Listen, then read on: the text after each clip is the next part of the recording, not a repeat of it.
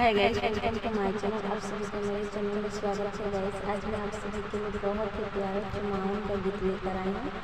जो कि मैं इसमें दो गीत गाऊंगी। दोनों बहुत ही प्यारा है, सुनिए आप सभी और फुल वॉच करिए। और पसंद है तो प्लीज़ मेरे चैनल को लाइक, सब्सक्राइब, शेयर, कमेंट जरूर करिएगा। चलिए सुनाते हैं, एंजॉय करिए इस गीत को और कमेंट करके बताइए कैसा लगा आप सभी को ये गीत। कि चूमे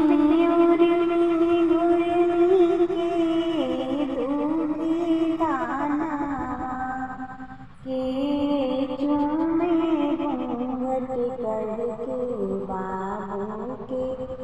बदना के चूमे घुरमी के दूबी दाना के चूमे घूंघट करके बबुआ के बदना चुमा लो बाबू चुमाने के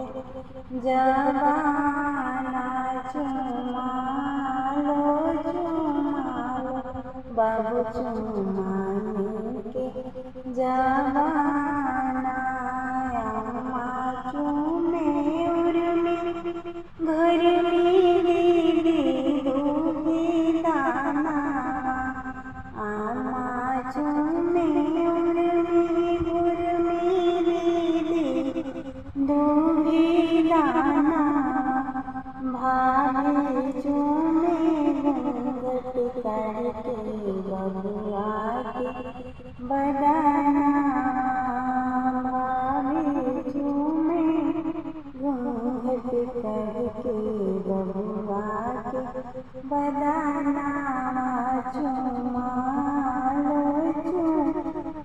लो बाबू चुमाने के जवाना। हरी हरी तू भी आया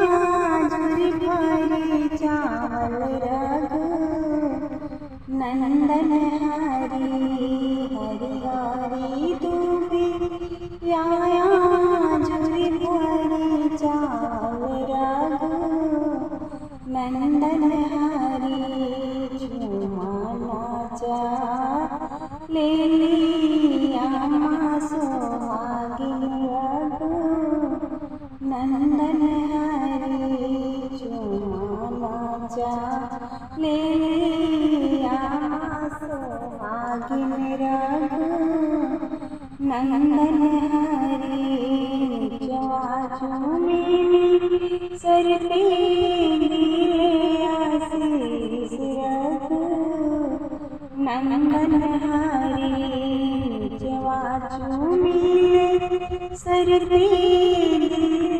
आशीष रघु नंदन हरी जियस बाबू मोरा लाखा वारिस रघु नंदन हरी जियस बाबू मोरा लाखा वारिस रघु नंदन हरी हरी हरी तू किया जुरी भरी चावल रघु नंदन हरी चुमाना चाली बुआ सुहागिन रघु नंदन हरी निचवा चूमी सर पे आशीष रघु नंदन हरी निचवा चूमी सर पे आशीष रघु नंदन हरी जियस बाबू मोरा लाखा वारिस रघु जियस दुलरुआ मोरा लाखा वारिस रघु नंदन हरी हरी हरी तू भी आया